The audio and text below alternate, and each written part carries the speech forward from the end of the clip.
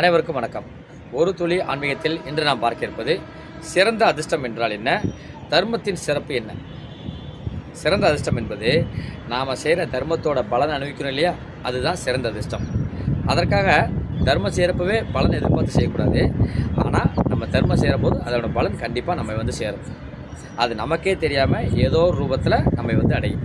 அப்போது நம்மளுக்கு அந்த மகிழ்ச்சிக்கு அளவே கிடையாது. அதுதான் சிறந்த அதிர்ஷ்டம். எடுத்துக்காட்டாக இந்த பாடல் வரிகளை நம்ம நன்கு பார்க்கலாம். தர்மம் தலை காக்கும், தக்க சமயத்தில் உயிர் காக்கும், கூட இருந்தே குளிப்பறித்தாலும் கொடுத்தது காத்து நிற்கும். இப்போ இந்த பாடல் வரியில் எல்லோரும் புரிஞ்சுக்கிறது தர்மம் தலை காக்கும், தக்க சமயத்தில் உயிர் காக்கும். இந்த வரிகளை கண்டிப்பாக எல்லோருமே ஏற்றுக்கணும்.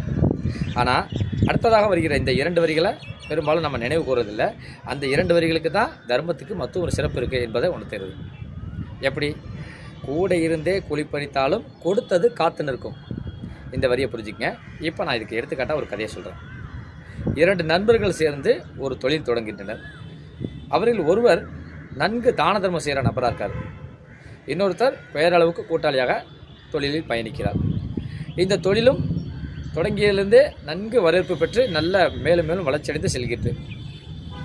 ஒரு கட்டத்தில் இந்த கூட இருக்க நபருக்கு பணத்தின் மீது ஆசை வருகிறது. இந்த நண்பருக்கு தெரியாமலேயே கொஞ்சம் கொஞ்சமாக பணத்தை கையாள செய்கிறார். ஆனால் பாருங்கள், கொஞ்ச காலத்துக்கு பிறகு இந்த கையாடல் செய்த நபர் இவரிடம் மாட்டிக்கொள்கிறார். இது எப்படி நடக்கிறது? அது தாங்க இந்த வரிகள் குறிப்பிடுகிறது. கூட இருந்தே குளிப்பறித்தாலும் கொடுத்தது காத்து நிற்கும். இந்த தான தர்மத்தை செய்கிறோம் இல்லையா, இந்த தான தர்மத்தோட பலனை நம்ம கூட இருக்கிறவங்க நல்லவங்களா கெட்டவங்களா என்பதையும் அதுவே காட்டி கொடுத்துரும். ஏன்னா நம்ம மனசார ஒருத்தவங்களுக்கு நல்லது பண்ணுறோம். அப்படி நம்ம நல்லது பண்ணுறப்ப நமக்கு துரோகம் ஒருத்தவங்க பண்ணாங்கன்னா இந்த தர்மத்தின் பலனே அவங்கள நம்மகிட்ட காட்டி கொடுத்துரும். அதைத்தான் கூட இருந்தே குளிப்பறித்தாலும் கொடுத்தது காத்து நிற்கும்.